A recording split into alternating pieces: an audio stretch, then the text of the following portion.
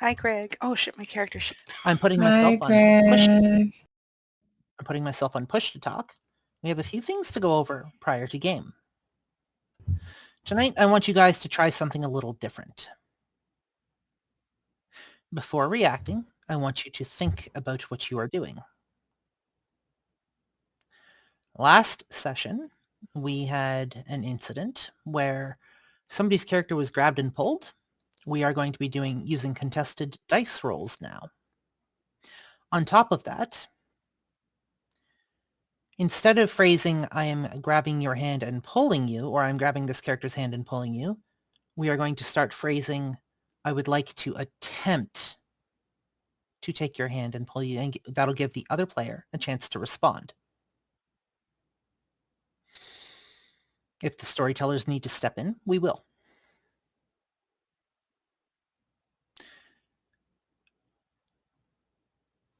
We have some downtimes to work through. We have a scene before this episode gets done, or before this episode gets started, rather.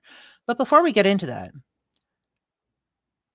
I would like Audley to give a recap of what happened last episode. Okay, because this is fun. So, we all get off the ship, it's a good ship. We love the ship, right? No, we don't. We don't love the ship. Everyone else did. We meet the prince. Everything went great. Like, we had people there watching us. We were informed that people are watching us. We have been informed multiple times that people are keeping an eye on us. We get our own personal chauffeurs because, hey, we're popular or dangerous. Popular. And so everything goes great. Like, we didn't break any rules that would have gotten us executed or broken the masquerade yet. So I would say we're off to a great start, right? But then there was a Daddy Dougie sighting. Oh no, whatever shall we do? So we had to chase. There was a chase. There's a whole chase scene. It was better than Fast and the Furious because it was vampires and a dog. Because Adelie can shapeshift into a dog. And we love this for her. Because she is awesome as a dog. And so, but also, you know what? We have to give props to our personal chauffeurs because they really, really showed out for that. It was awesome. So they take us to this church, right? And we're like, what are we doing at a church? And he goes inside and we're like, oh, we missed him. We should, like, I don't know, go in. And we get up to the door and guess who's there? Oh my gosh, you're never going to guess. You're never going to guess. Dorothea. Oh my goodness. Dorothea is there. And she doesn't even know she's Adelie's best friend. It's so rude. Doesn't even know. But she gets into words with Val over the necklace, and Val's like, all you have to do is be nice. I'll just give it to you. Like, it's yours. It's fine. And she's like, give me my stuff, yo. That's not yours. And Val's like, just be polite. And she was like, I said, gimme. And it became like a tip for chat with those two. And the rest of us were kind of like, I kind of want to see how this plays out. But also, like, Adelie's like, that's my best friend, and that's my best friend. So I don't want my best friends fighting, even if one of them doesn't know she's my best friend yet. So then we're like, okay, but we need to get to Daddy Dougie. And then she's like, follow me. And then we go into this room. And in the room, there's this fella, whichever direction fella. Yes, the waving one, because I don't know where I am on the screen. and we're like, we have this thing. And Sammy just took charge. Oh my goodness. Sammy was epic. Sammy's investigative skills were amazing. We got everything but his name. It was awesome. So now we have an unknown friend and or enemy that we have no idea about, but we're going to work with him. And Audley is still trying to convince her best friend that she's her best friend. And yeah, so that's kind of where we left off. That was absolutely amazing. Thank you. I love that so much. This is why I should write the book, right? On that note, we do have a couple of things to get through, like I said. we have some downtime actions that were given, or that were returned at the end of last session. Before we get into that, this is our last episode for Chapter 3. This is also our last episode for the year. After this, we will be back in the new year.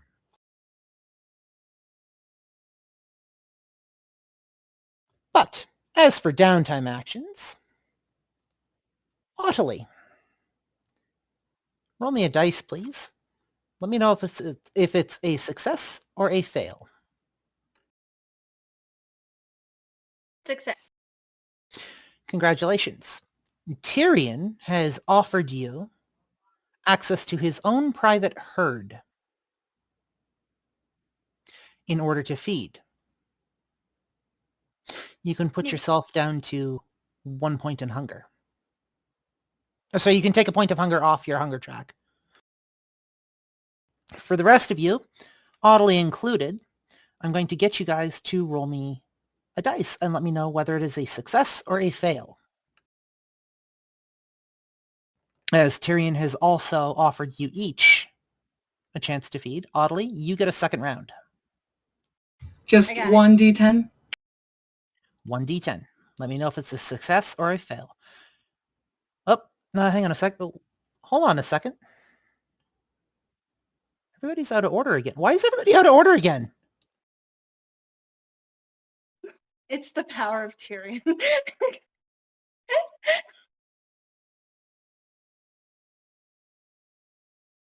Hold on a second. Wasn't me. Please hold. This Got time. me in the shower. Wasn't me. It's me. Got me on the sofa. Wasn't me. Wasn't me. Caught me on She patrol. really said it Wasn't was me. over. Wasn't me. Picture this, we were both caught naked, banging on the bathroom floor. Could have been me. Well, tell your children to stop walking in. Oh my god. Lock the door next time. I was gonna say, close the door. How could I forget that I was in a commended race relationship? Start the car. Run. I'm Noah's going all to forerunner mode. Noah packed the boat.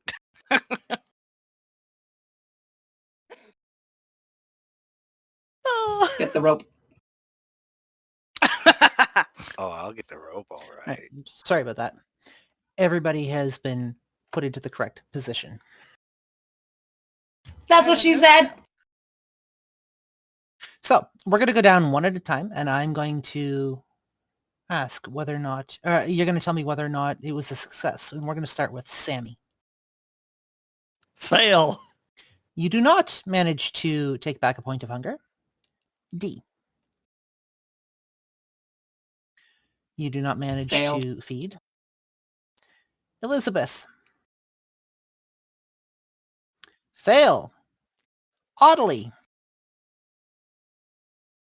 Success for Ottilie. Congratulations. That takes 2 points for you. Valerie. So I succeeded, but I had no hunger points. So I guess that means no one from his herd dies tonight. Excellent. The night Tyrion, is still young. Tyrion and Dorothea. Oh, hold on.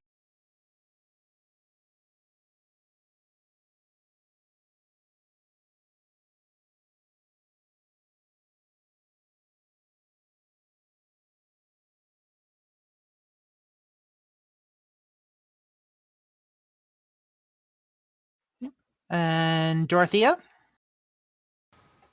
What am I supposed to be rolling for success or fail? Just take a D10. Let me know if it's a success or fail. Success is anything 6 or over. Actually, I just had a side thought. Wouldn't getting staked have given me a point of hunger from in the boat? I can't remember if that gives you a point or not.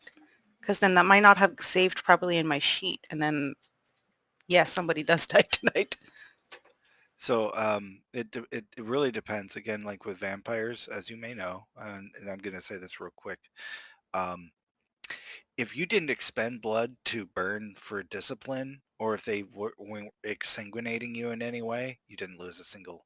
But the aspect is during that time of which you were in there, if you thought you were burning blood for, say, a rouse check or for that nature, then you would have lost blood. But if you hadn't used any powers in the dreaming, as it were, then no. If you didn't use anything, then you didn't expend any blood. Okay. Storyteller? Opinion? The staking would not have given you a point. Okay. Thank you. It's all right. Somebody Dorothea. lives. Success. Congratulations. Thank you. I'm going to switch our music here. One moment.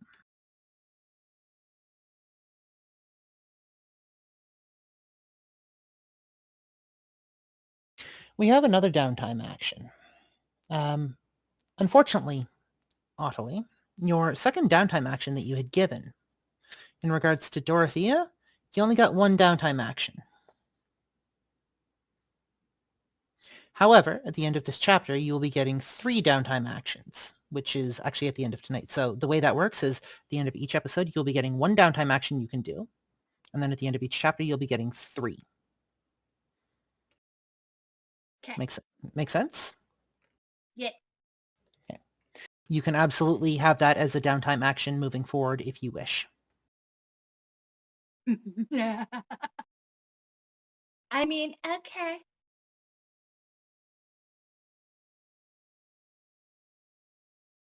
I might be wanting to do other things in my downtimes now.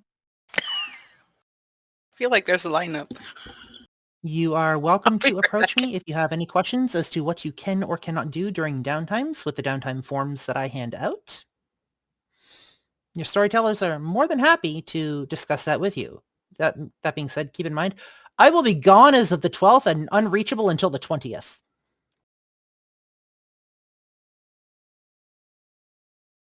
We have one other situation to take care of.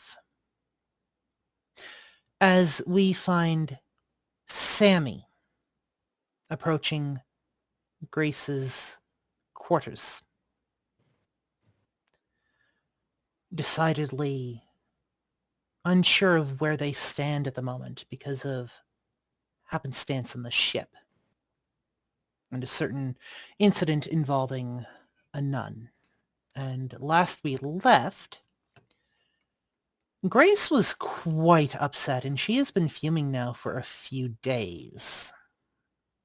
Because it has been a few days since we saw you lot last. Sammy, you find yourself approaching Grace's room.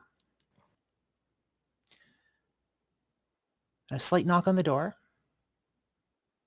She opens it, and she peeks out. And upon seeing you standing there, she takes a moment to unlock the locks on the door and opens it.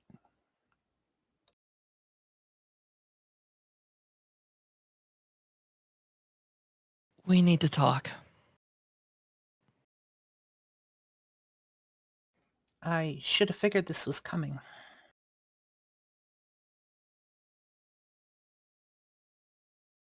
I'm assuming you want to come in? That would be nice. She steps out of the way and pulls the door open with her, offering you basically entrance into the room. I'll walk in. She closes the door the moment you're in the room and locks it and then turns to you.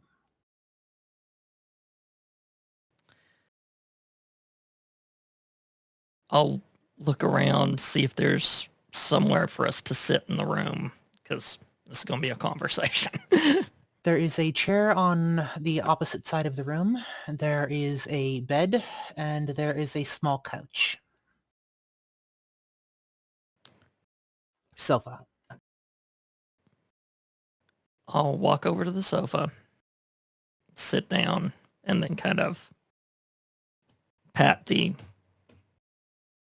other chair on it. She Say, takes come on.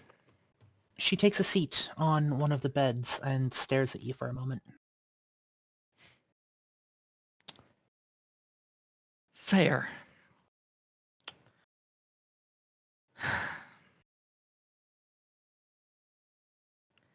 Like I told you on the street, you picked the lock on a world that you didn't quite know you were getting into.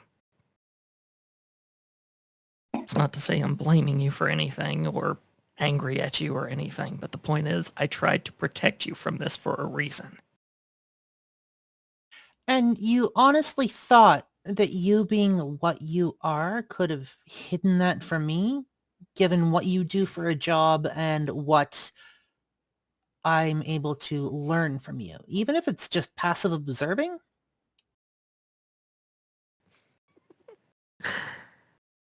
Trust me, I'm actually kind of proud of you for figuring it all out. You haven't broken any of your silly rules.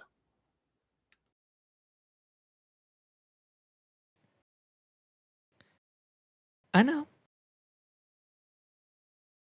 It's more, now that you are in this world, I need to tell you some things.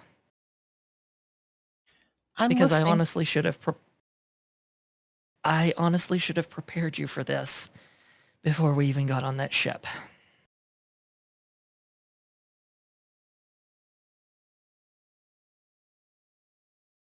We got so busy packing and everything, we didn't even think about it. It should have been a talk that I gave you before we even left the apartment.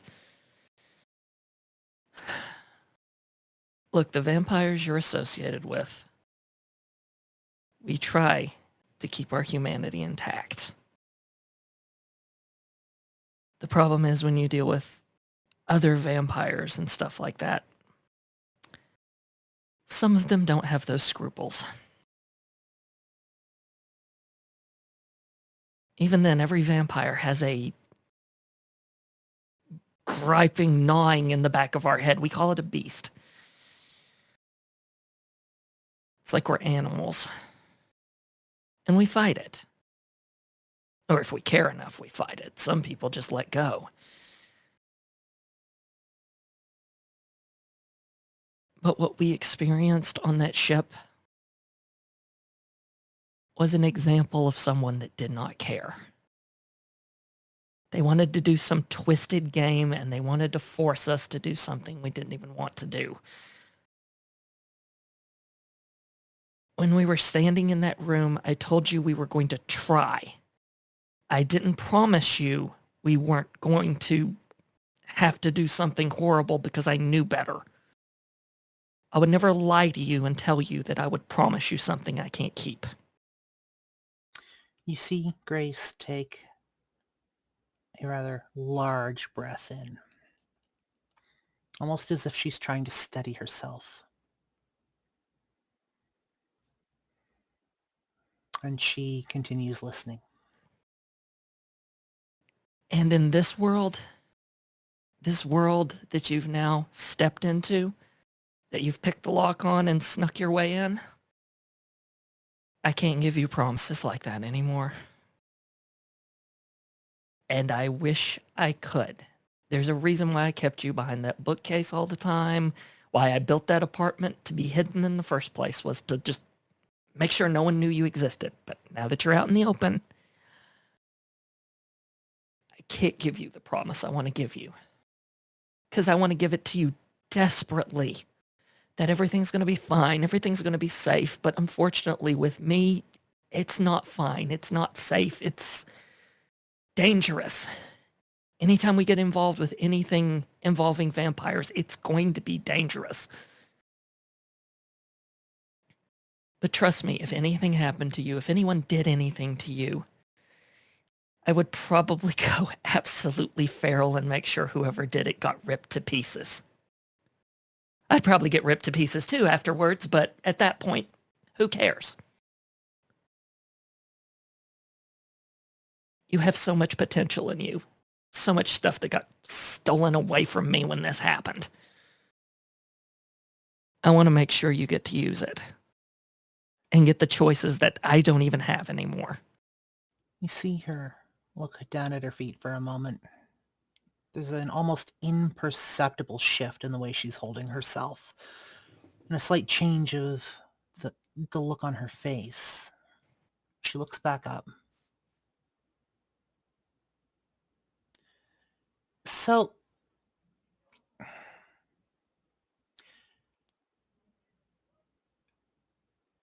this also means that at some point you are going to watch me die.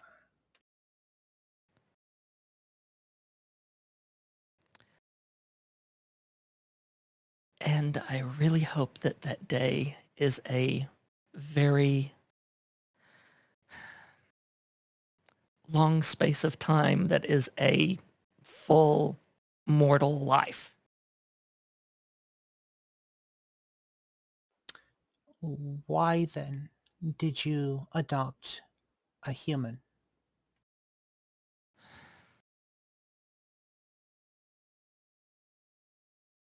Because honestly, back when we were in Gary, back whenever we were in that tiny town, back when they were doing this twisted experiment with a tiny vampire government and everything just for their own amusement, you were the one thing that kept me sane in that apartment building. Heck, you kept me sane even whenever I was mortal. I'd do these cases and do these dark things, and then there would be that little girl. That little girl that I'd be able to pull a piece of candy out or give you a little toy or something. Because I knew what your parents were up to. I knew the sort of things that they did and the kind of trouble that sort of business could get them into. And inevitably, that's exactly what happened. So when you found yourself without parents, I didn't trust that town. I didn't trust anyone. I wanted to make sure you were safe, and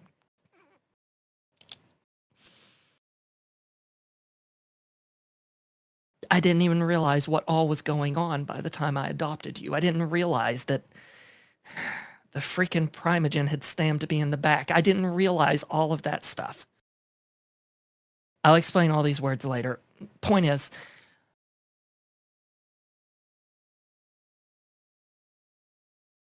you did so much for me mentally, and you don't even realize just by being you. So when suddenly there was an option to either let you get thrown to the wolves or take care of you myself, I didn't have much of a choice. Look, it's been a few days. I've had some time to calm down, okay?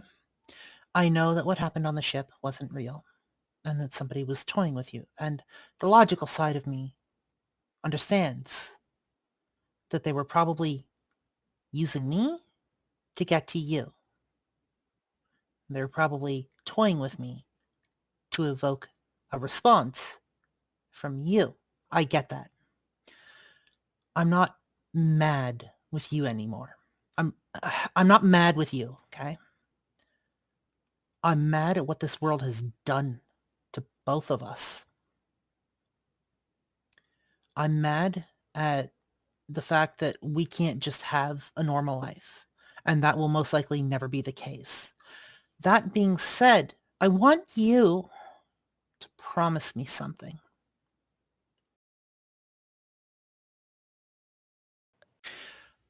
I want you to promise me, no matter what situation you are in,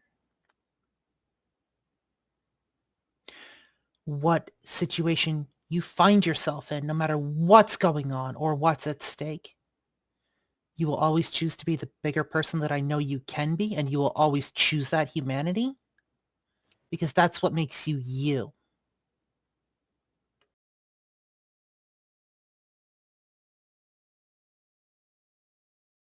That's one of the few promises I can try to keep. I want you to promise me.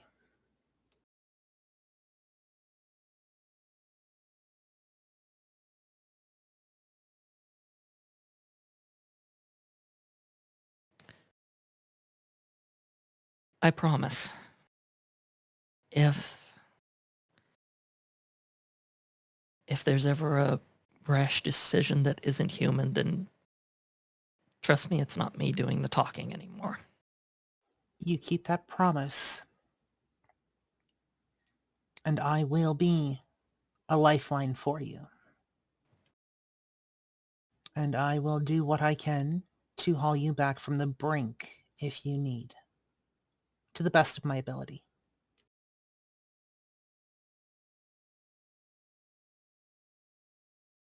And with I that, definitely need to come up with an action plan for this. and with that, she stands up off the bed. She walks over to you and opens her arms for a hug.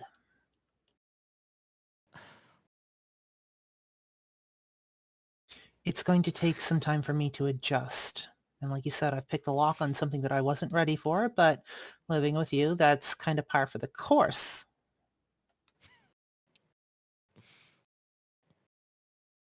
And then she gets up and hugs her. I'm proud of you, and you also frustrate the daylights out of me. The feeling is mutual. Good. And with that, we are going to fade to black on this scene. And we are going to shift to a group setting. Folks, it has been... Actually, you know what? This requires a change of music.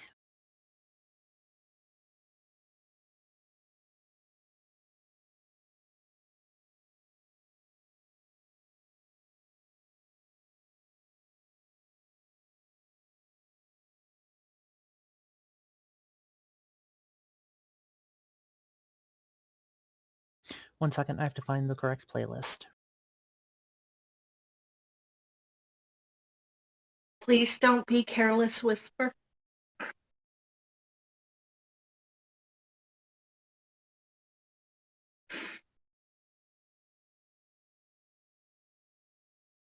You ever going to dance again the way you dance with them? Oh, I promise you. The only careless whisper here is mine in your ear.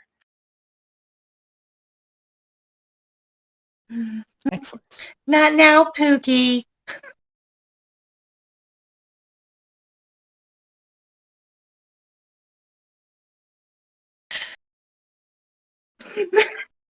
Thank you for your patience while we took care of that. We now shift our attention to the group setting.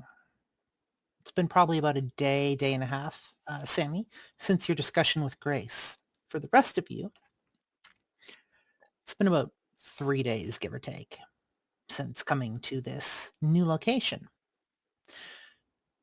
The lot of you offered a boon to someone without bothering to get any information in return, including a name. You had no idea who you were offering the boon to.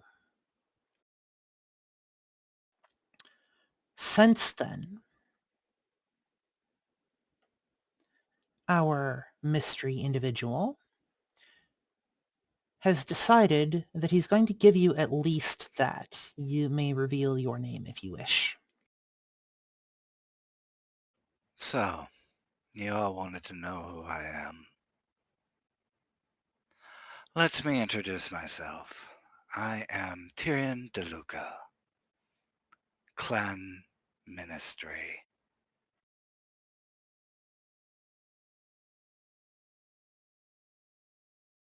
You reside... Do I get a historical check on that? You reside in my church, the Church of Set. You would like a historical check on the ministry? I guess in my case, it would be probably more akin to rolling an occult and knowledge check. One moment. Or, you know, In my considerable years, have I heard this name before? Do I know what the fuck it means? That'll be... Yeah, we're going to go with wits plus occult for that.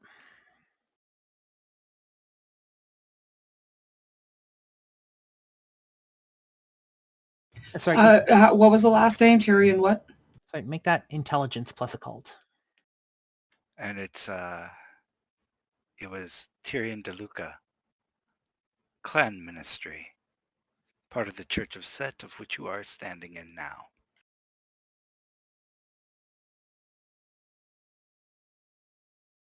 I have so many questions, but I'm gonna just sit here and look cute right now.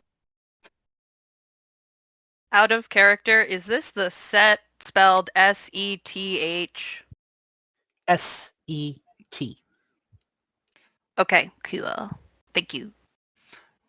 Not to be confused with the fourth human on Earth known as Seth. According to certain mythos. Correct. Can somebody math for me? What do 4 10s give me? 4 10s double 8. into 8.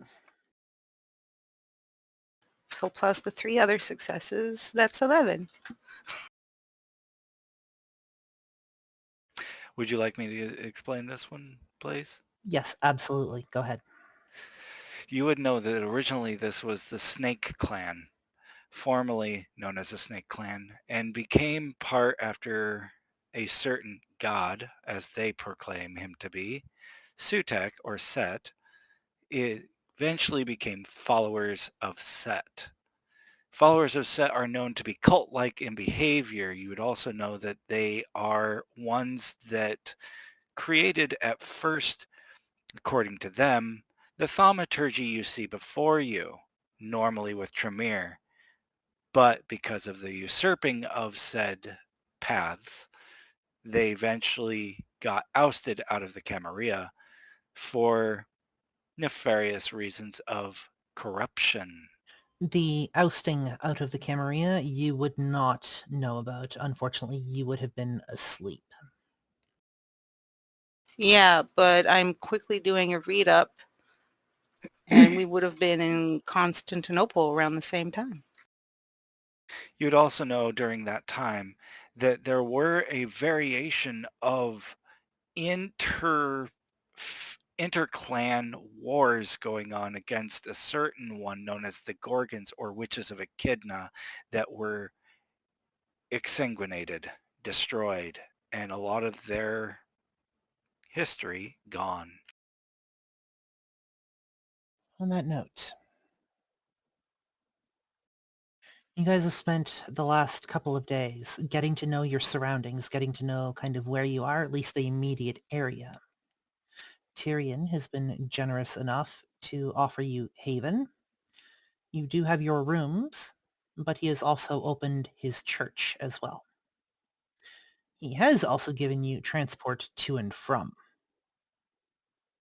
your rooms to the church.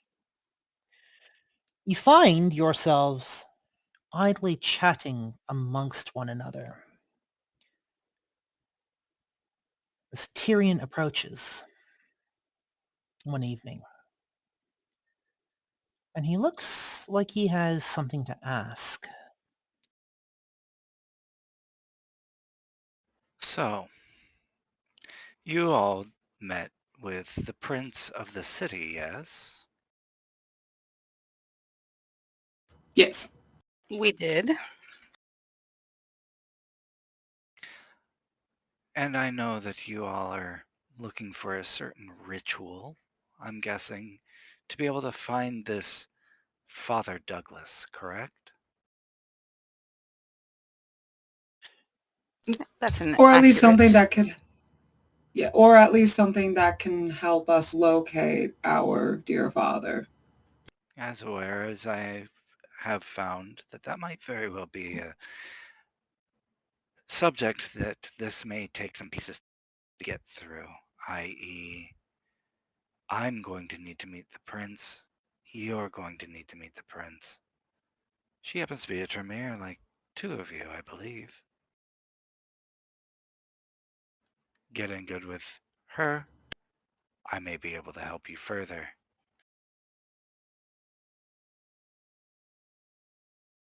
And Is that, there a way ladies, means to... best faces forward, get your best dresses, and be on your best ass-kissing behavior. Tell I you was what, actually you about to guys ask. go. I'll stay here. How's that sound? That way I can't accidentally, break a law or something. No, I need you with me. You'll have to be there. You'll have to be I there. want you with me. I'll be here doing research. You'll You be can Val's help me puts with a some of the hand on your research shoulder. before we go. Val will put a hand on your shoulder. You're coming with us. We're going to You'll make you do the prettiest just corgi fine. there. Okay, but okay. But I definitely want to do some more research around here for sure. I was about to say we should probably look into some things before we meet up with the prince to like better prepare ourselves for like like who we all need to like what all we need for the prince in order to like make sure everything goes smoothly for what we need. Dee, you and I are going to have some etiquette lessons. All right? Awesome. Just get pretty. We'll worry about the rest. Audley, would you like to join us in this venture?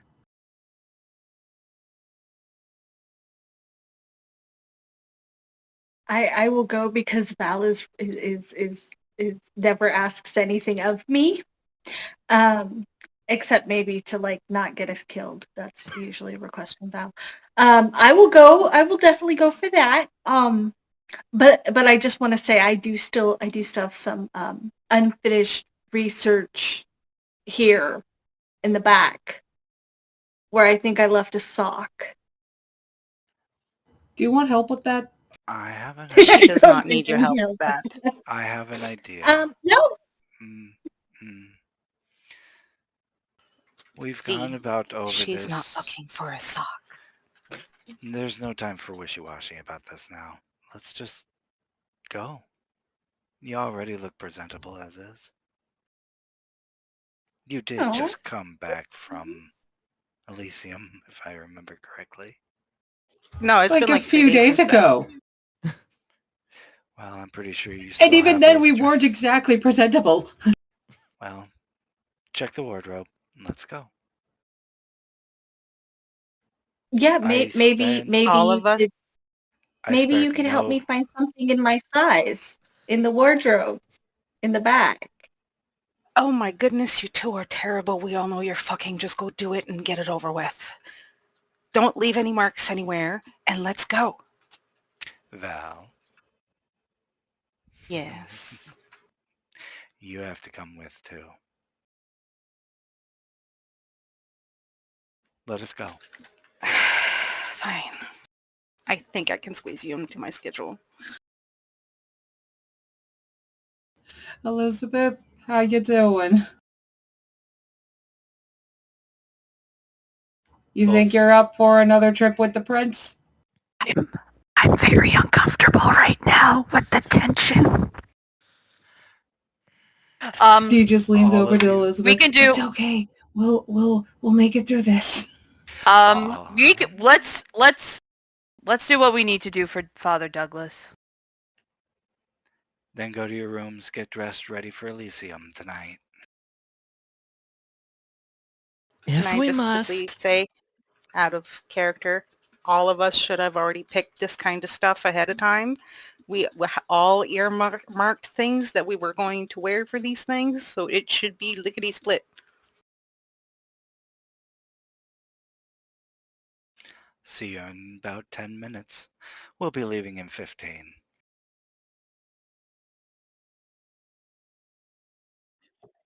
15 minutes later, you find yourselves getting into those black, nondescript SUVs. Again, they look like they've just been pulled off the lot with the tinted windows. Tinted enough to actually reflect the outside world back. Plush leather seats that also have heating capabilities as well, should you require. All said and done, the ride is quite comfortable as you pull up a while later behind that, or in front of that square brick building, unassuming. With that same gentleman that was there a few nights before standing out front. Find yourselves getting out of the SUVs, standing on the sidewalk in front of the gentleman who holds the door open for you. Yes, Valerie. On the drive, quietly, telepathically, not to disturb the vibe or anything like that, Val would have been giving everybody an inside the head talk about the do's and don'ts of what you do in front of royalty. Excellent. Whether they retain that knowledge is up to them. Excellent.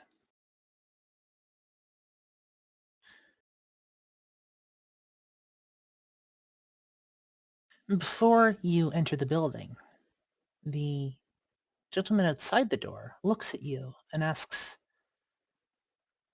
how your night was.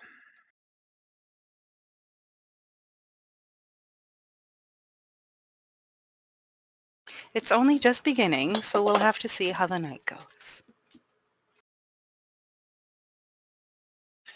I'm glad to hear it.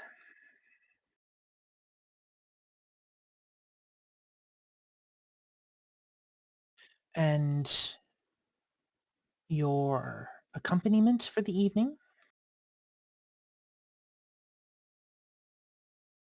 I'm going to, hand to whoever's everybody here. He looks over at Tyrion for a moment. He raises an eyebrow, but he doesn't say anything.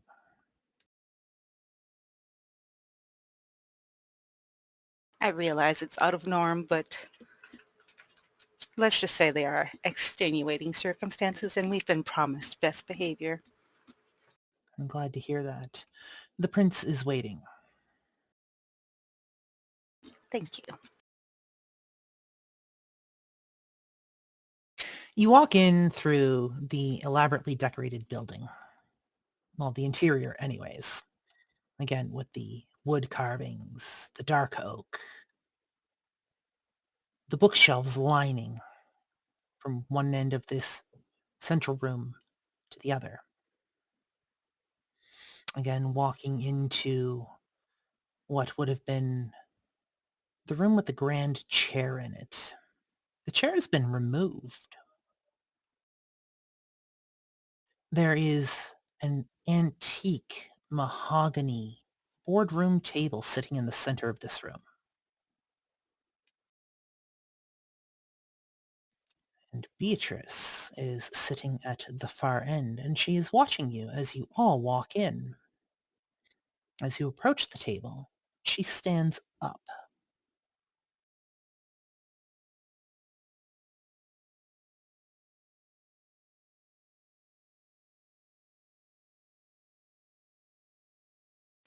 I guess I will be in the lead. Approach the table, not sit at the table, stand in front of the table at a respectable distance. Light bow, Your Grace. She nods.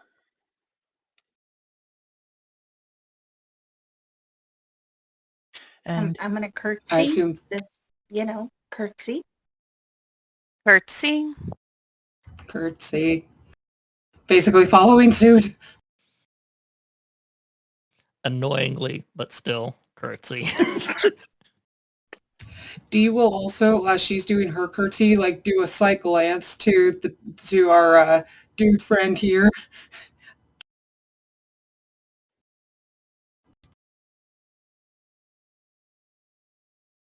Tyrion. Good evening, Princey Pooh. Yes. All right. For tonight, we'll make do. And your other individual? Oh, you mean my child? I'm not familiar. You'll have to forgive me. I would not expect the prince to be all up into my own business, considering she has a city to run. Considering you're normally beneath me. Not normally. You should talk with some of your Toreador sometime. Anyways, her name? This is Dorothea. Dorothea, make yourself known, please.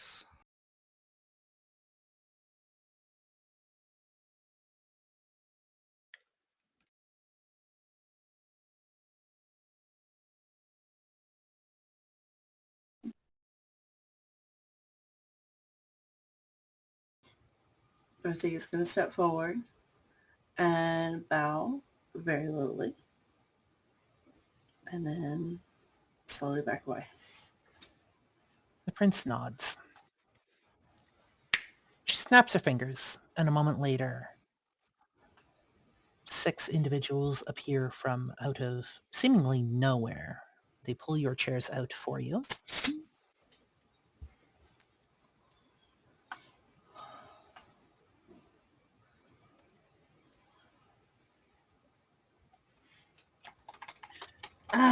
I just want y'all to know that Adelie is only 4.5 feet tall.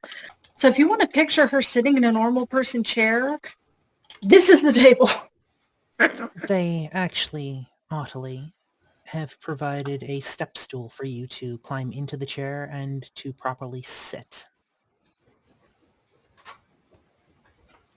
She is still going to be at this level in the normal chair. Somebody get a phone book. When you are all Or a high seat. in the chair, or in front of the chair. 1 second, we have some noise.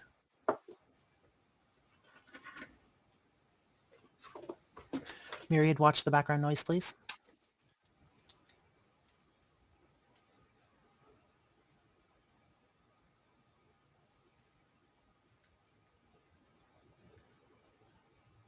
When you are all standing in front of the chair, these chairs are all simultaneously pushed in, kind of pushing you up towards the table. A respectable distance. And then a moment later, they disappear. And other individuals appear with goblets. Rather intricately designed goblets made of bone, silver, and other assorted materials. A couple of them seem to have rubies and emeralds inlaid. And a moment later, they are all filled, brimming with red liquid for you. The prince looks at you all. It's a pleasure to see you again. Forgive me. Last we met, it was not a good night for me. But you now have my undivided attention for the moment. And I would like to have a chat with you. I would also like you to know that for the most part, we're not observing most protocols tonight. This is a chat. I want to get to know you lot. Where you come from. I want to know your stories.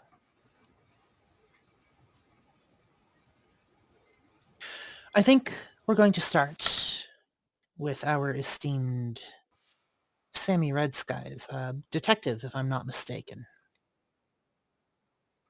Yes, that's correct. So, let's chat. Who are you?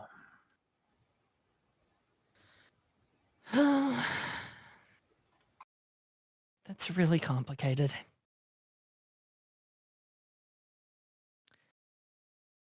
Detective,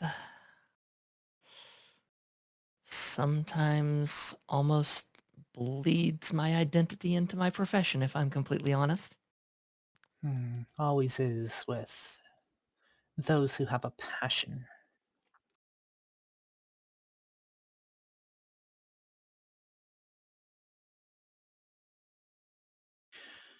But forgive me, I have a complicated back history with not you, obviously, but my bringing into this world wasn't exactly on my terms. So, I understand. You have issues with the Camarilla. Noted. nothing personal, more scars that sting occasionally. I won't hold it against you. Don't worry. And might I note, it took balls to be that honest. I'm in front of a prince. I know better.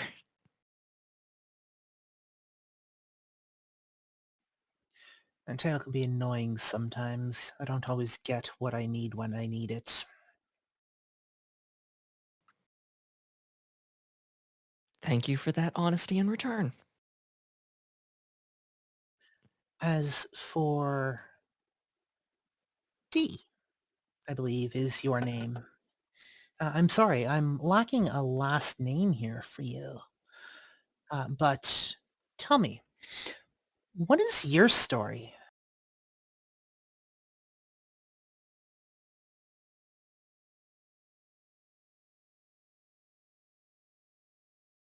I believe you were involved with the legal system? When Dee's name is mentioned, like when she's kind of like called upon by the prince, she does shift a little bit. Like she's paying attention, but she wasn't expecting to be called upon so soon. And she'll just kind of adjust herself and said, yes, in previous times before I was turned, I was a paralegal and I was in line to actually start going into law proper. Unfortunately, it was for the United States, not where I had been recently. And the circumstances surrounding my turning were,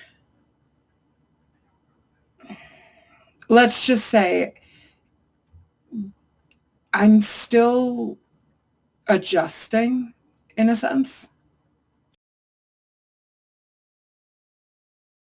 And yeah, the transition does take time to adjust to. Not everyone who finds themselves among us are able to adequately embrace who they are. Tell me, At least not right away. tell me, do you still find yourself wanting to pursue that course for your life? As long as I'm around, yes. I still feel that there is a way to properly uphold systems of law in a way that can benefit those that absolutely need it without corruption.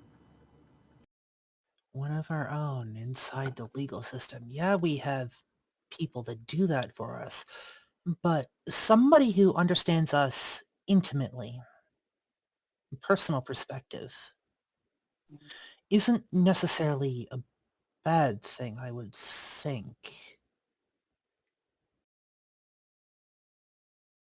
Interesting. Ew. having, in my opinion, if you're open to hearing it, Please. having a more intimate perspective in terms of actually getting to know who you are working with can bring different perspectives, and having a level of compassion along with still maintaining an unbiased perspective as well for professionalism's sake. I believe those are needed. You hold on to your compassion and your emotions rather tightly.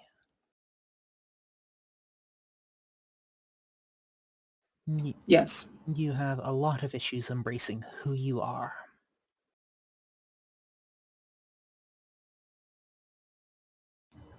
It's like you mentioned. Not everyone who has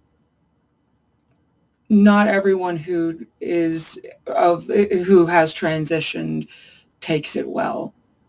And for some, not right away, but eventually. For others, not at all. And at least for me personally, I am trying to adjust with how things, especially because of how things went. Not what I meant, my dear. You still act like you're one of them. You still believe it. And you have trouble embracing your newfound strengths and abilities, which could serve you well.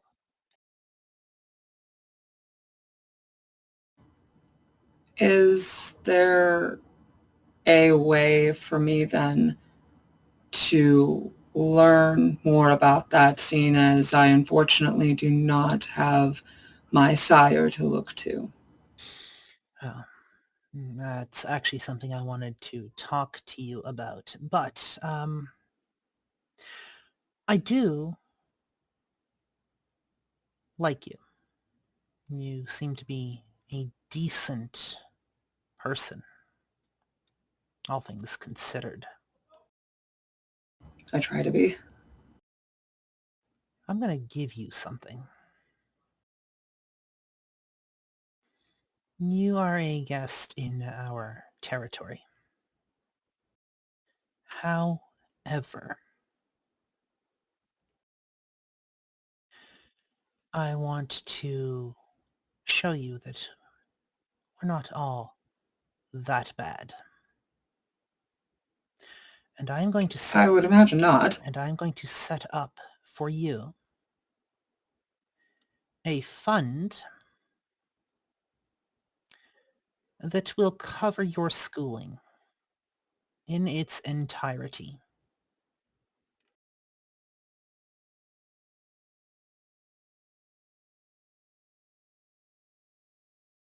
She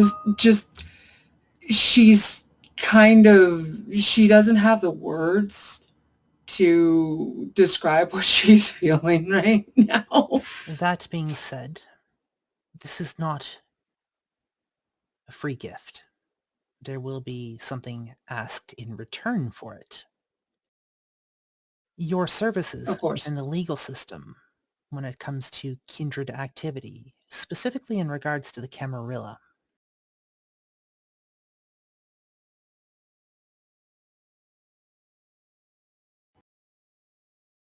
That is something that I had been thinking of as well. There do seem to be some similarities between human law and Camarilla law. However,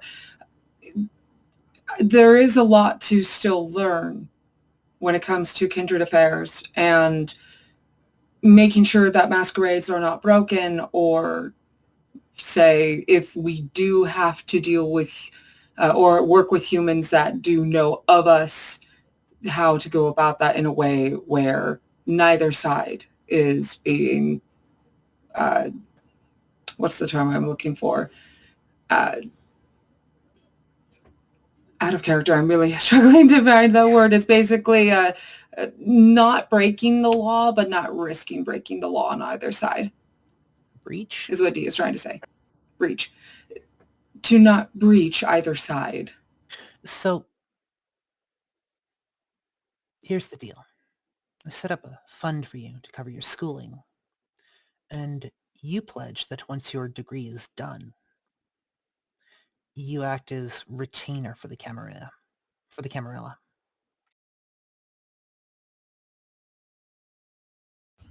Would this be for all of the Camarilla or for where I am currently residing? Where you currently reside, wherever that happens to be at whatever time that happens to be. Why not just put her on the slaughter already? You White Towers, always playing at an angle, aren't you? This is not an unselfish request. Pretty selfish from my standpoint. What about the Anarchs? Yeah, well, your ministry, what do you expect? I expected better from a prince. There are other rewards to reap later on down the line. Then why not offer them a minor boon or nothing at all?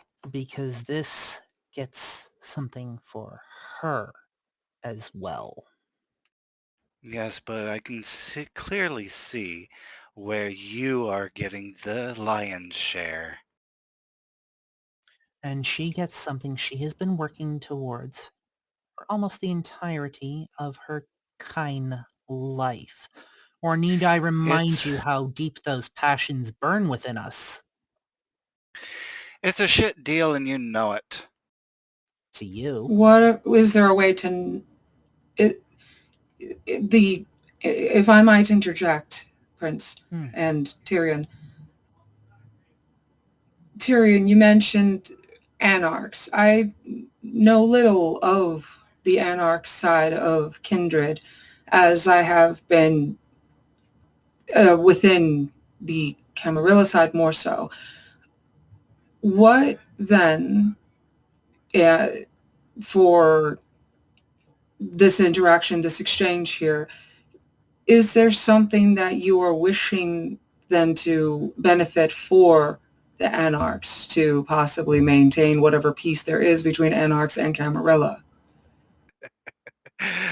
Between Camarilla and Anarchs is like whitewashing a board that was black. In the aspect I will explain. See, we as the ministry have attempted to reach with an olive branch, and the Camarilla bit the hand that fed and then blew up our biggest for their benefit. And I believe there's a snake in their grass by the name of the Banu Hakim. Sorry, what was it called? Out of character? Banu Banu Hakim. Hakim. B-A-N-U It's a sect. space H-A-Q-I-M, if I'm not, H-A-Q-I-M, if I'm not mistaken. Yeah, something like that. I can link it to you later. We'll get the spelling for you later. I was just writing it down for notes. So while, yes, there is a bunch of contention, the only thing that we have in common is a common enemy against the Sabbat.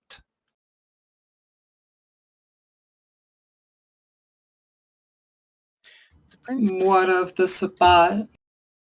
The Sabbat are more trouble than they're worth. That's something you don't need to be getting into until you're ready. And believe me when I tell you, you're not ready for the Sabbat. You're not ready. And while I understand, my friend Tyrion, that you are trying to seem like you're looking out for our best interests, stop stirring the pot when there's no need to. You will get your turn when it comes, and let Dee make her own decisions. We can always try to renegotiate later. There's as nothing long that as says that... Sorry, go ahead. that was it. The prince turns to Dee. What say you?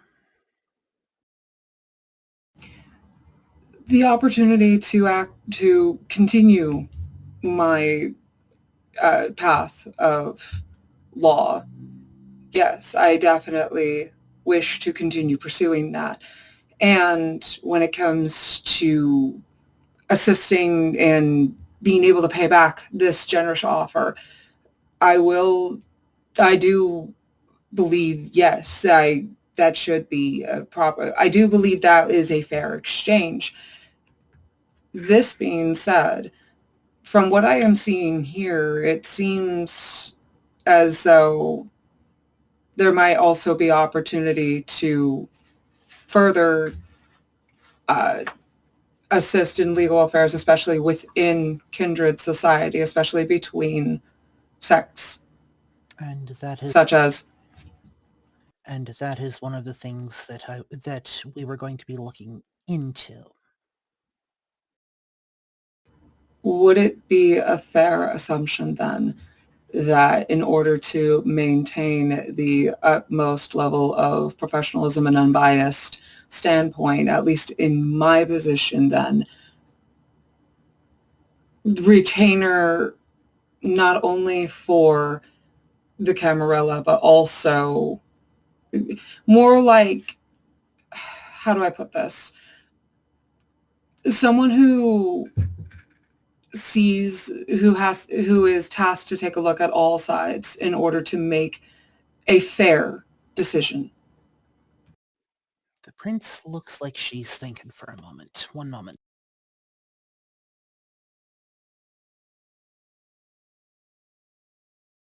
Basically having no ties to any part in order to maintain what is needed to keep things fair. Make me a charisma plus persuasion roll, please.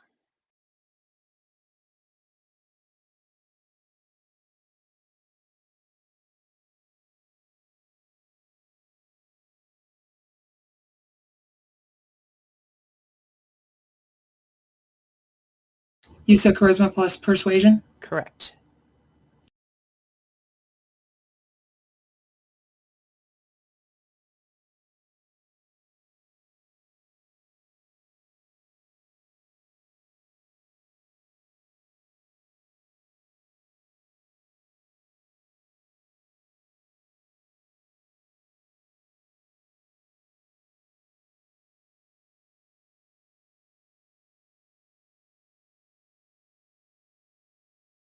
No one sees me tackling my dog to get her to stop snoring, right? I saw what now? Okay. We all have pets here. At least most of us have pets here. Just saying, we get it. I I'm getting got at two least 10s. I got 2 10s and an 8 because my charisma is like 2 dots and my persuasion is 1 dot.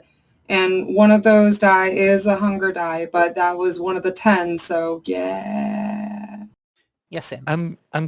I'm curious about something. If she weighed in, could I make it a help action and give her another die on top of that, or is it too late for that? Well, I mean, considering she actually succeeded. Okay, fair enough. So, It's the thought that counts. absolutely. The prince looks at you. She raises an eyebrow, almost as if she's intrigued by you. Spoken like a true lawyer, might I say. Your terms, therefore, are acceptable. I will fund your schooling personally, and in return, you can in part be a bridge between the sects. Thank you, Prince. And she will bow, curtsy, whatever. She nods and then waves. No need for formalities at the moment. We are having a pleasant conversation.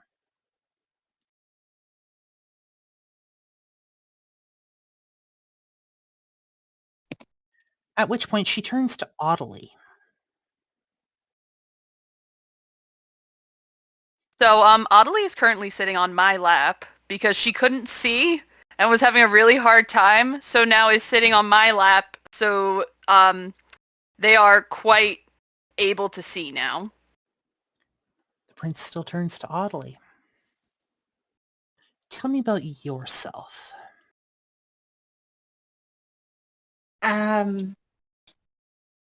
Well, I took a chicken to the face by a Bigfoot, The prince and stops then I ate my... Sorry, give me 1 second. The prince stops in the middle of in the middle of taking an actual drink from her goblet, and she stares at you for a second. Dee's face is literally like trying to hold back laughter. It's like, Sorry, go ahead. by Bigfoot, and he turned me, and then I ate my parents, and then I woke up 5 years later with these people, and now I really like doors. You're an odd one. Gangrel? Yes. That tracks. Tell me, what are you hoping to get out of your unlife? What do you hope to accomplish? I had never expected to become unalived, so kind of playing it by ear right now. I'm really good at stealing things. We have found that out. Very, very good at stealing things. So maybe something along those lines one day. I am learning that I have a lot of skills in places I was not aware of. Thank you, Tyrion.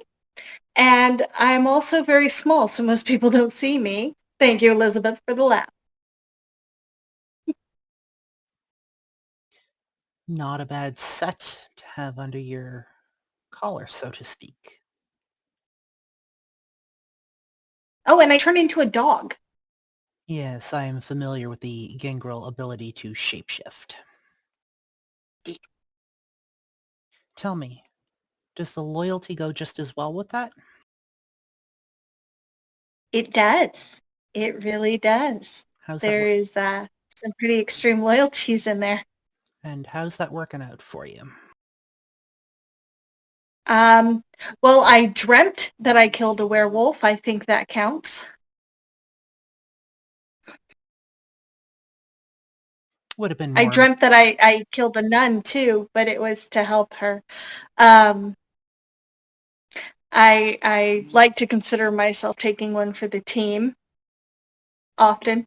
Would have been more impressive if it had been in real life, but I mean, dreams are dreams. I couldn't control that part. In my defense, I thought it was real life. Quite fine. this happened on our way here. The Lasombra incident. Understood. I'll be right back. Tyrion gets up and walks towards one of the hallways. The prince nods, just kind of watches you walk off for a moment. Adelie turns and watches Tyrion walk off. You two share scent. Am I to assume that you're involved? Something like that. I tend to lose my socks often, and Tyrion's very kind to help me find them and As put one them back does. on. As one does. Fair. Thank you for entertaining my prying. It's not always the most comfortable thing to talk about, especially in polite company. Next moment later. She's gonna look at Val and be like, wink, wink, nudge, nudge. Next moment later, Tyrion walks back and sits back down quietly. Valerie, you are not a fledgling. Matter of fact, you have quite a few years under your belt that would put even some of our most esteemed to shame. So it seems to be. Tell me about yourself.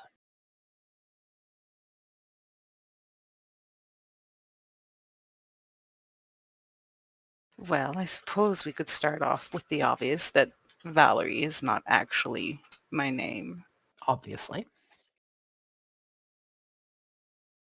Are you familiar with my name?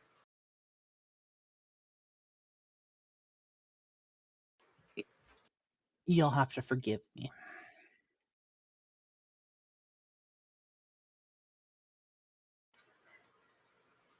For a long time, I was Avalon Buchanan. Yes, Mad Val sits at your table. You see the prince raise an eyebrow.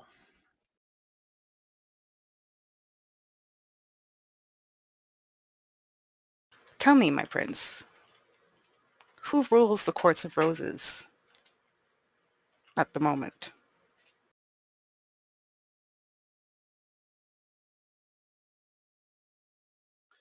You'll have to... If I may ask.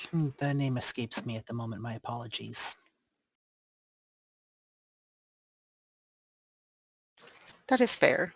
There are many courts, and seems word is just as empty on the other side of the pond, so they say. I So, suppose I'll have to go and inquire myself.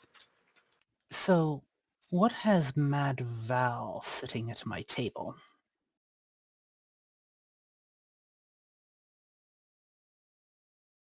I truly wish I could tell you.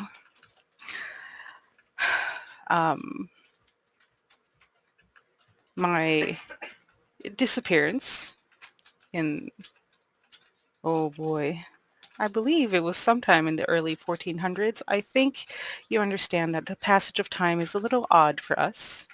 As it does. I'm afraid that I never got to see the full blooming birth of the Camarilla, and upon my sudden rude awakening into this century, I am still learning all that you've become. It's interesting.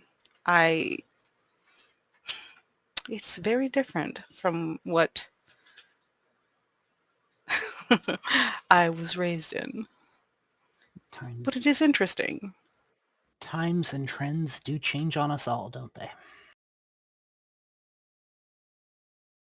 That they do.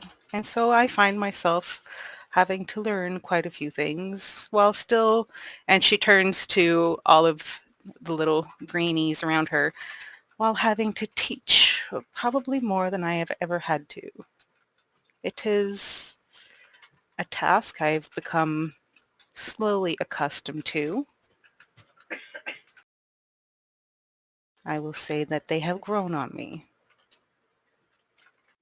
Much like... Let me start again.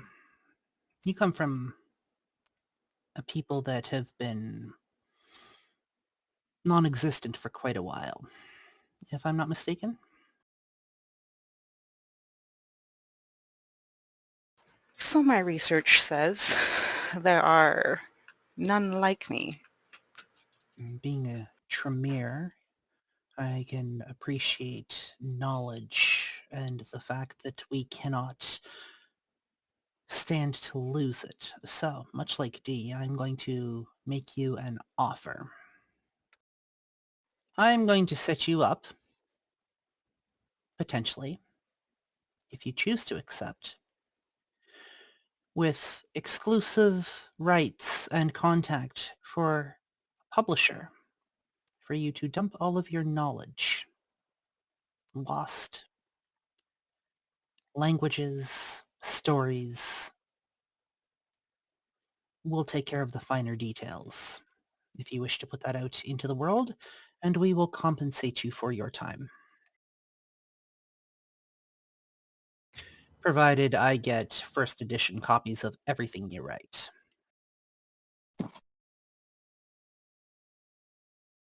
Surely that's not all you ask for in return. Use a resource to draw on if I need information.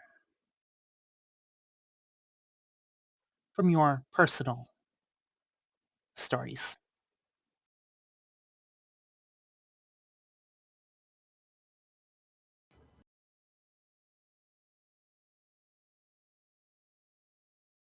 and experiences.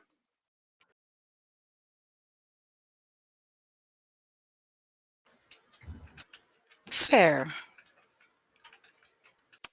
We'll be in touch in regards to that.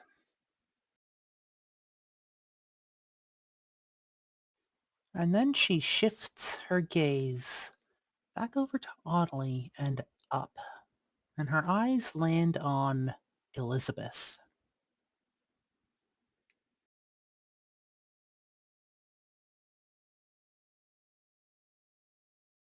Good evening. Good evening. And what about your story? Where do you come from?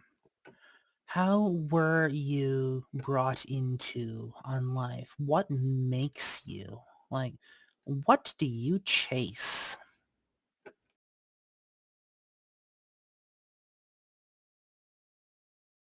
That the two happen to be fairly linked. I was embraced in the middle of an alleyway. Up until that point, I was a very, very good doctor and surgeon.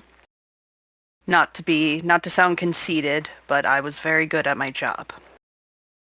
Just like, she's just like holding on to like Audley, like as like a comfort, because she's like really, but doesn't want to show how anxious she is, so she's just like holding on to Audley. She still is good at her job, if I might add. Embraced. Thank you.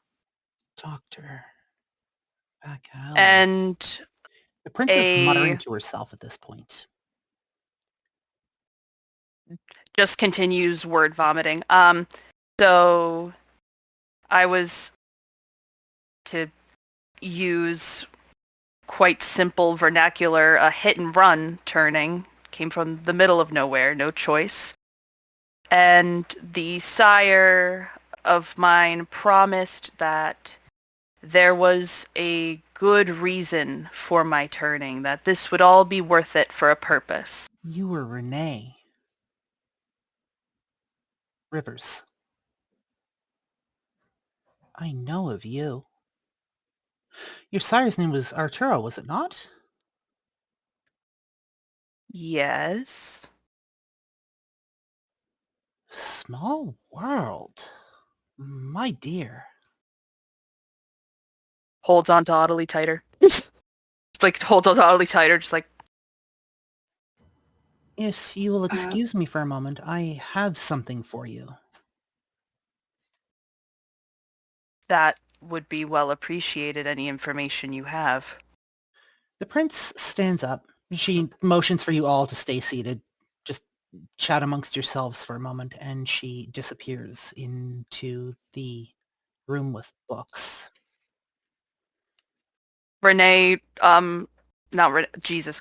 Elizabeth, like puts a finger, like very, very timidly, because it was mentioned before that the goblet had silver, to see if like she could touch it and have a drink, because her mouth like has just gone dry from that shock of just like, can I touch it? Yep. Can I touch the goblet? Absolutely. Because silver, you said. Yeah, there's enough room on the handle for you to actually, or on the stem for you to actually grab the goblet. It's like,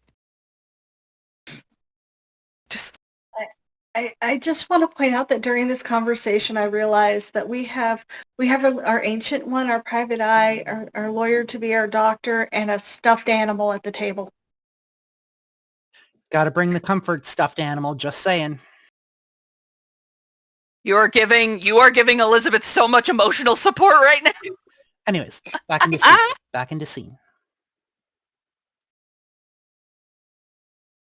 The prince returns a few moments later with a book in her hand. Looks like a rather old volume. She's idly flipping through the pages, paying no attention to any of you for a moment before stopping somewhere near the middle of the book.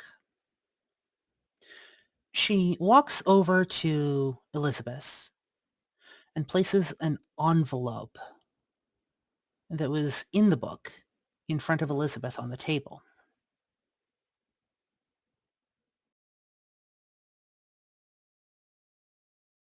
Should I read it aloud? I'm going to give you a moment to read that over, and we are going to move over to, well, the prince's eyes shift to Dorothea. Tell me about yourself. She's rude.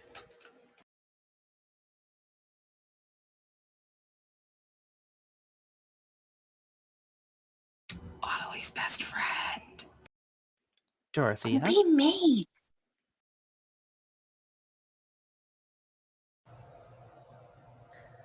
I was a little bit lost, and then I was found, and I was brought home to somewhere where it suits me. And I'm content to see how that will unfold. And you are content with Tyrion? And then as an afterthought, no offense, Tyrion. Wouldn't expect anything different from a cami. Most assuredly. And for Tyrion?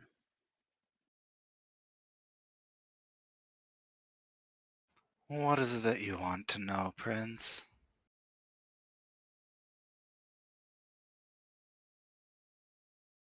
What do you want to tell?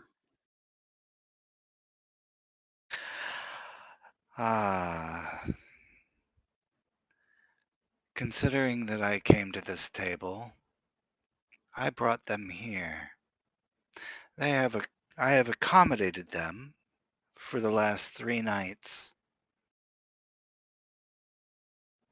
That being said, as you can tell, none of them have had a scratch or hurt or trauma dumped on them from the Anarchs. What I ask for is safe passage. To where? In the city. As you know, the territories are broken up. Southampton is just as much a viable source for our hunting grounds as yours.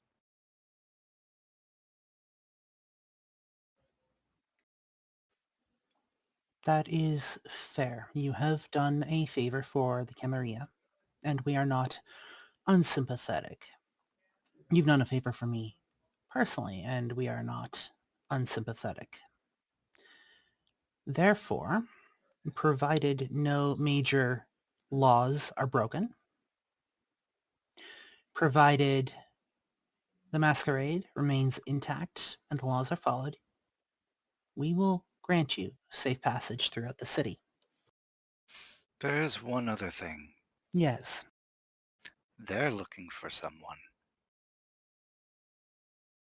Oh?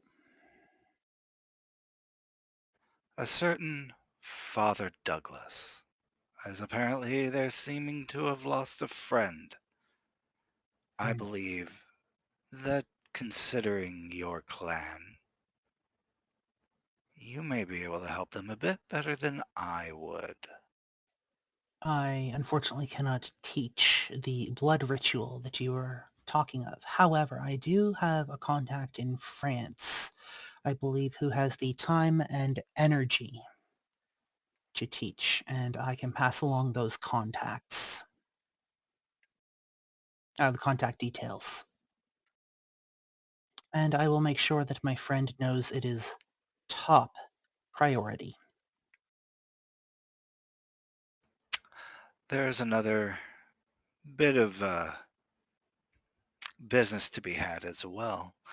Is your harpy here? At the moment, no, but I can pass along a message if you wish. Just have it as documented and recorded that Semi-Red Skies and myself have exchanged something. Sammy Red Skies has exchanged a major boon for my help. I'd like that recorded on my behalf. The prince's eyes flick for a moment to Sammy. You can see something pass almost behind them. and then flicks back to Tyrion. She doesn't say anything, and it's just a moment. So noted. Thank you, Prince. You're welcome, Tyrion. My prince, if I may inquire, would you be able to give us the name of your contact in France? I have to double check with my contact and make sure that they are okay with it. I have others if this should fail, but I'm sure me putting a little personal weight will have some influence on that. So just bear with me. Thank you. And with that, the prince nods and smiles. This has been most enlightening. If you will excuse me, I do have other business to attend to. You are welcome to remain here for a bit and chat amongst yourselves, if you wish. But I must depart, unfortunately. And with that, the prince stands up from the table, finishes off the liquid in her goblet, moves towards the door before stepping out of it, closing the door behind her. And that's when you hear a loud thunk echo across the room, coming from your side of the door, actually.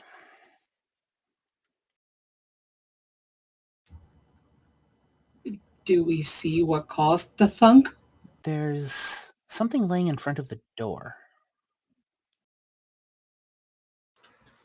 I'm gonna get up cautiously, slowly, see what made the thunk. It's one of those DVD cases.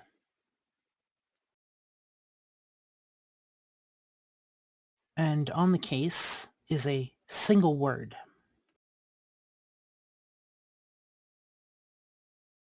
Marcus. What'd you find over there?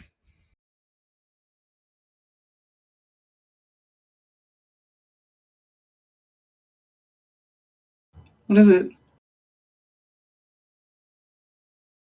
The name seems familiar for Val, so she's taking a minute. Marcus is the name of Dee's human. That's why it sounds familiar.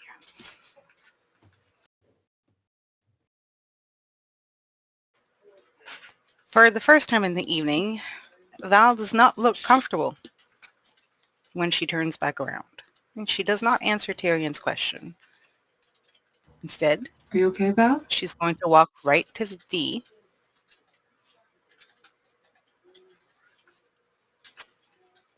Stay calm. Don't act like you know this. Act like it means nothing. And we will deal with it when we are elsewhere. Is that clear? Can you do that?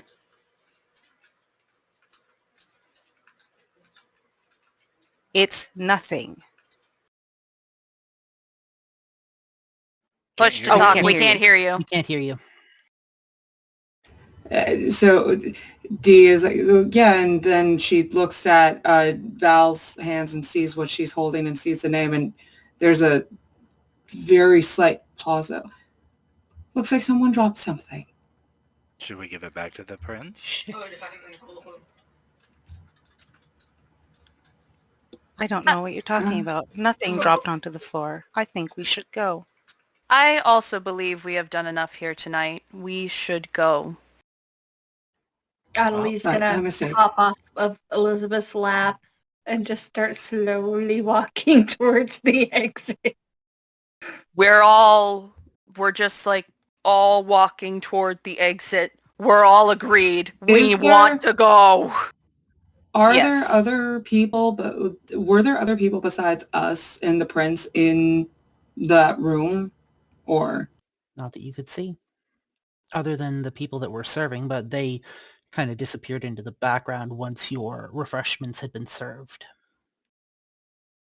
Dee would like Totally. to then, as people are leaving, just kind of pop heightened hearing just to make sure that there aren't any extra footsteps around outside of ours.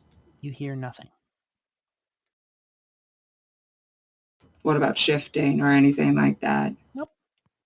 Other than yours. Can I you hear pop? nothing. Yes. Can I pop a sense the unseen around the room just out of morbid curiosity? Absolutely. You sense nothing. Yeah, certainly we can go. You find yourselves in the nondescript black SUVs once again.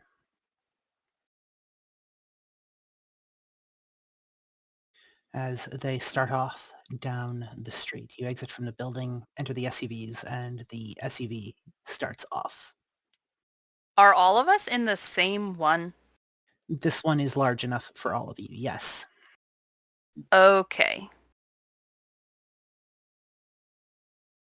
So, Elizabeth, still getting extremely uncomfy vibes from the two others in the car, is just gonna sit there very quietly, and to the gals in the coterie, no, shit is happening and we need to get to a secure location. Yup. While we are quietly in the vehicle, Val is going to attempt getting in touch with someone. She's never tested the boundaries of her telepathy very much, but she feels like she needs someone else to weigh in on the situation.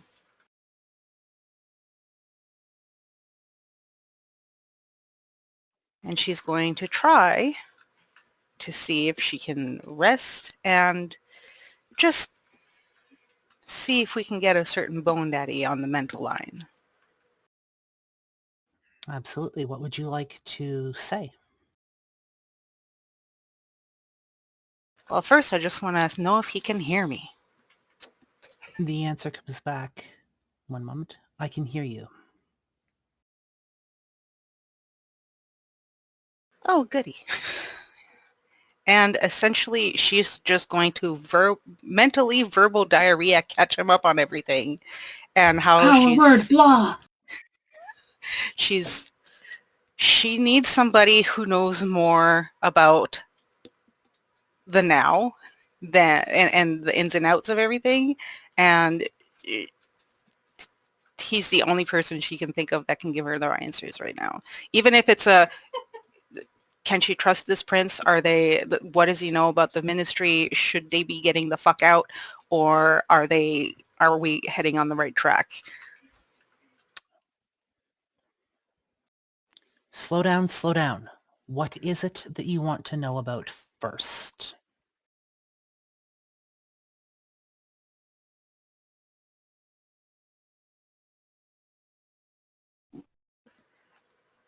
We've inadvertently gotten ourselves mixed up with the ministry.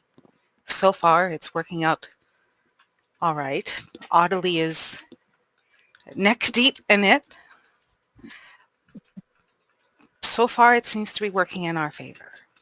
But now we've got the local prince who's pulling in, giving some very good boons with not a lot, not even, they're not being called boons, but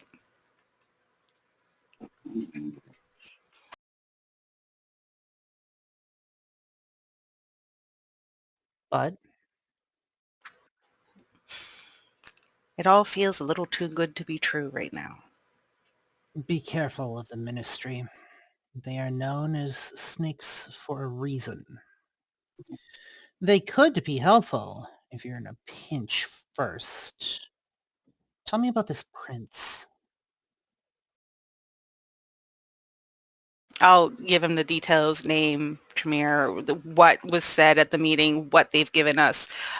Just Dee's education stuff is pretty big. The willingness to let her work freely between sex is significant. and asked very little of me in return while still being quite vague of what they know I can do. Interesting.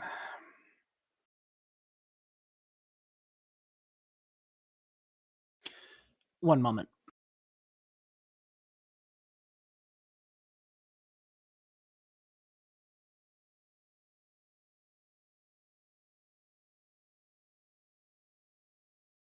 I just want to say I'm glad that Audley can't hear this because they're gonna be like, I'm not neck deep. I'm only 4'5". Give me a minute here, lady. It's not neck deep. Oh. But Yes. also, let's be a little modest here. Have loyalty stuff. Oh, Kind of. okay. So it's not neck deep, it's throat deep. I get it. The prince sounds like she's doing as she needs to be doing, but that doesn't seem like a reason for reaching me like this. Tell me, what's on your mind, Val?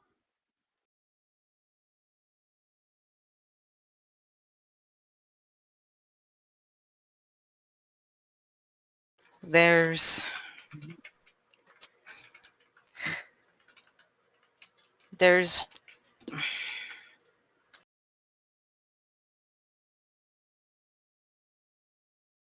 something bigger here. Something that they want from us that they're not telling us. And if anybody knows how to dig in those backgrounds, to dig behind what's going on in the curtain, I know you can be that.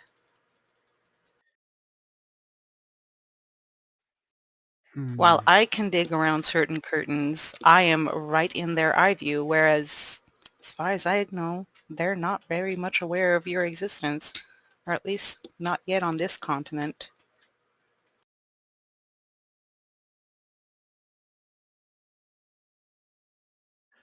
Let me see what I can do.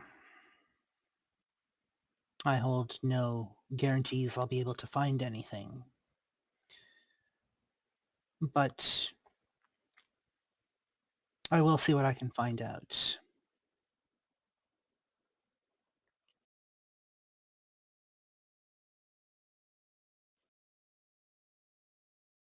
And I Thank am you. And fairly limited as to what I can do. I'm aware, but it's...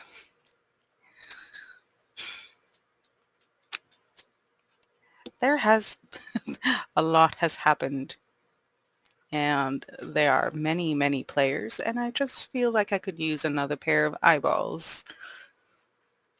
And the ones that are around me right now are already quite strained.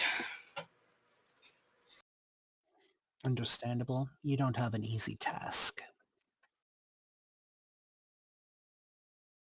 I'll let the girls know you're well. Keep me updated on the situation going forward. If there's anything you need my help with.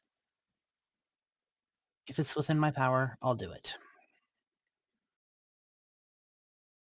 Thank you.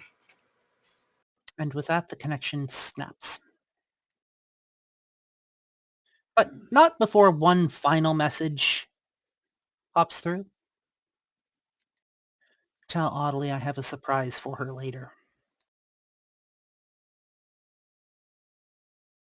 It's not long after you guys find yourself back at Tyrion's place, sitting in a room downstairs. The TV and a DVD player.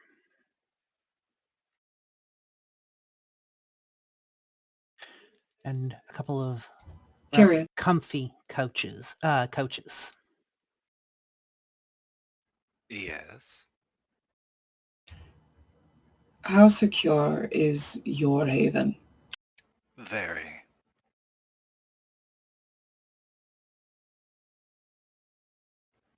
Val?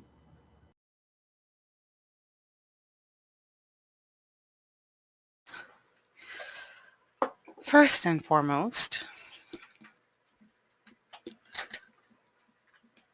my dear Audley, the father of Bones would like to tell you that he has a surprise for you.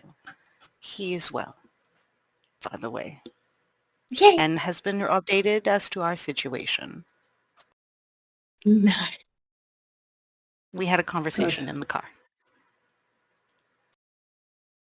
It seems I am not totally limited by sight or even continents, so at least we know that I can reach all of you whenever necessary.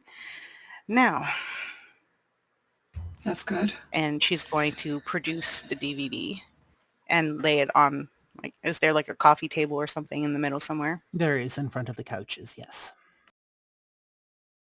Just going to put it on there. This. And something tells me that we were... This was not an accident. I'd like to know who the fuck dropped it just as the prince was leaving. Because there's no Oh, my way the dear, prince would not have heard this. That's because it's the prince who dropped it, if anyone did. And like I said, you will act as if you know nothing. Can you do that, or I will not let you see what's here? I can do Can that. you lock it away? Yes. That is your strength and your weakness, your humanity. Yeah. It brings attention to you among us, and not always in the right ways. Can you keep yourself together? Yeah. Yeah, I can keep it together. Good. Do not make me do it for you. Before we do that, We are in a different place now, ladies. Different rules. Bigger risks. Bigger punishments. Yes, Tyrion.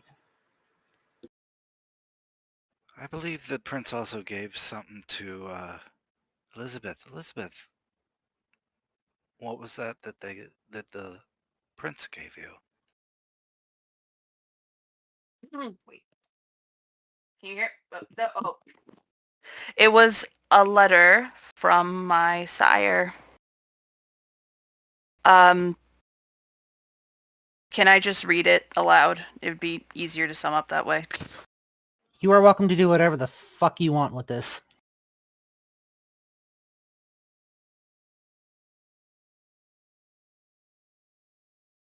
My dearest Renee, I trust this letter finds you in good health and high spirits, although I understand that our kind is not particularly inclined toward either.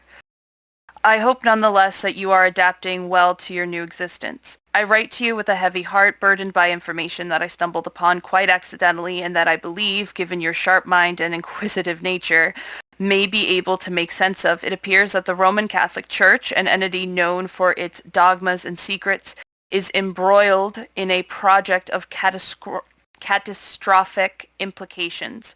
My unintentional discovery led me to the realization that they are deeply entrenched in hematology research, what is that how you pronounce it? Hematology. Hematology, sorry. I can't read. Research, which is not my forte. The research involves a kindred by the name of Mad Val. And this mysterious blood study seems to have tentacles reaching globally. Temporary blood collection locations have been cropping up across the world, hinting at an insidious scheme orchestrated by forces we may not fully comprehend. In my quest to understand the intricacies of this malevolent plot, I observed you for weeks before making the decision to embrace you. The night you were turned into one of us was, unbeknownst to you, a test of your character and resilience. However, fate dealt us a cruel hand. For you disappeared, and I, in my efforts to locate you, fell into the clutches of those who orchestrate this unholy research. I must confess that my attempts to trace you led me to the revelation that kindred from the Ravenous clan were involved in your abduction, along with the unfortunate souls you found yourself imprisoned with in that concrete room.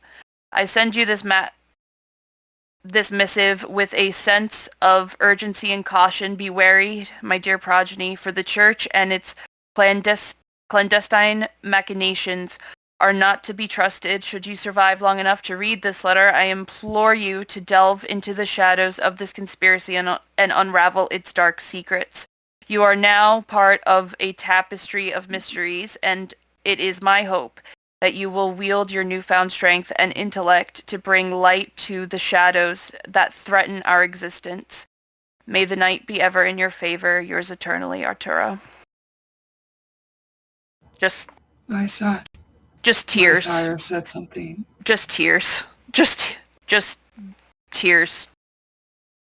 Folds letter up, puts back in envelope, puts back in blazer pocket. Just tears. Elizabeth, I think you and I have to talk. Yeah. Same with you, Val. If that being the case, I'd definitely look at that DVD. It might be another piece. Before that, when I was turned, the last thing I remember before I was abducted, or at least before I blacked out from the turning, my sire said something about some kind of artifact or something that needs to be searched for. And I think it might be involving you, Val.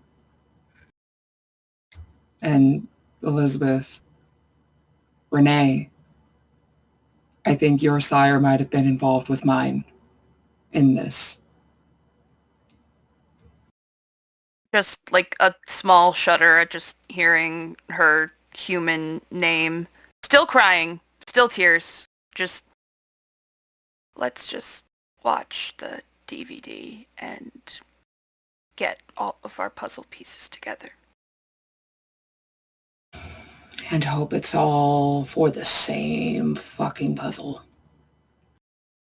And Dee will actually pick up the DVD from the coffee table, go to the DVD player, get it all set up, grab the remote, and make sure it's playing.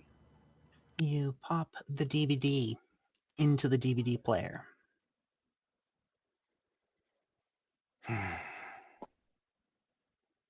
You see a rather familiar face flicker on screen, D. You've fed off of this individual multiple times. You've spent time getting to know him in your home. Looking at him, if you didn't know it was him, you wouldn't recognize him because his face is bruised, his nose is broken, and he has blood everywhere. You hear somebody almost interrogating him, asking him questions like, "What do you know? Where is it? Who are you?" Questions of that sort. Every time he refuses to answer or doesn't give an answer, he's beaten. And an interrogation. Do I recognize the voice interrogating Marcus, or is it being altered in some way? The voice is being altered. Distorted. The voice is being altered. And you sit there and watch as Marcus has the ever-living shit beat out of him. It's only a few moments, like only a few minutes long, before the scene fades and a black screen pops up with text rolling across it. Still unclear what information was gathered from the group. Further sessions are needed until subject either divulges information or expires. And then the DVD goes black.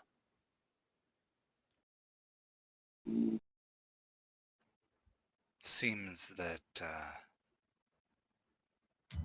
whatever was amiss, they seem to be looking into you. No wonder they weren't giving or asking for very much. They're already seeming to be on you. Dee is gripping that remote so tightly What is there a roll that has to be made to see if she just, Make me I don't know, snaps the fucking remote? make me a strength plus athletics roll, please.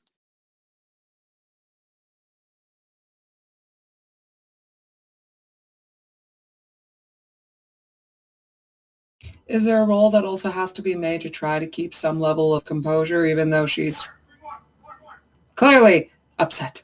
We'll get to that in a moment.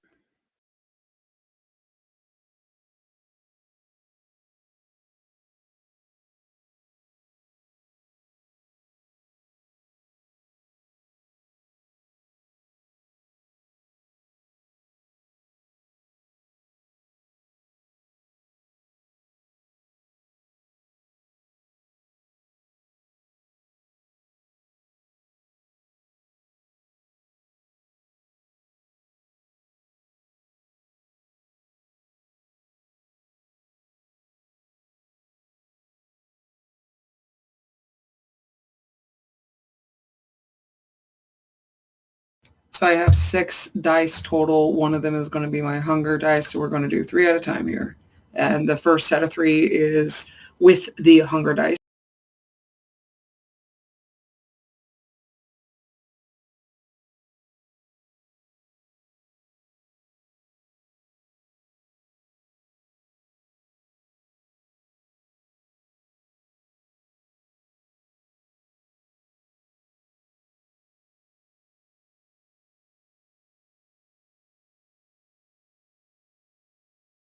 So in the first 3 dice, I got 2 successes. One of them was my hunger die. And one of those successes was a 10. Was it Not the hunger die, though. It was the strength part. Now for the rest of the composure part.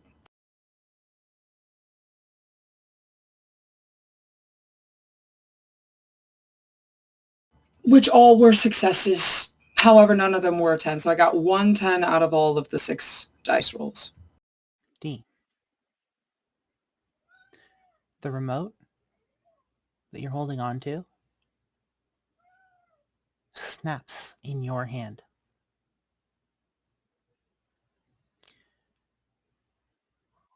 In half.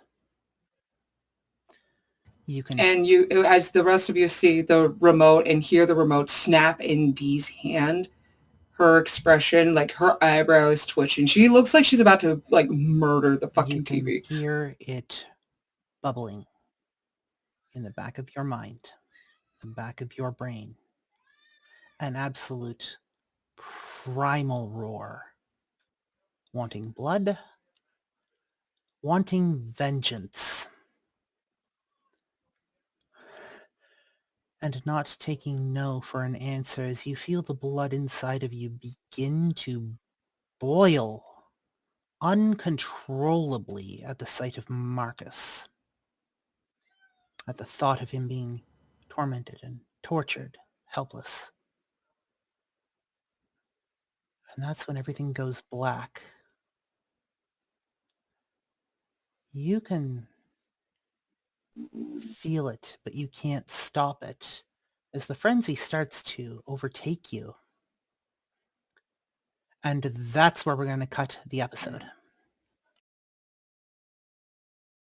Real quick though, as just before that blackout happens, Dee takes she tries to take a breath in, but what comes out is a bit of a growl. So it would sound like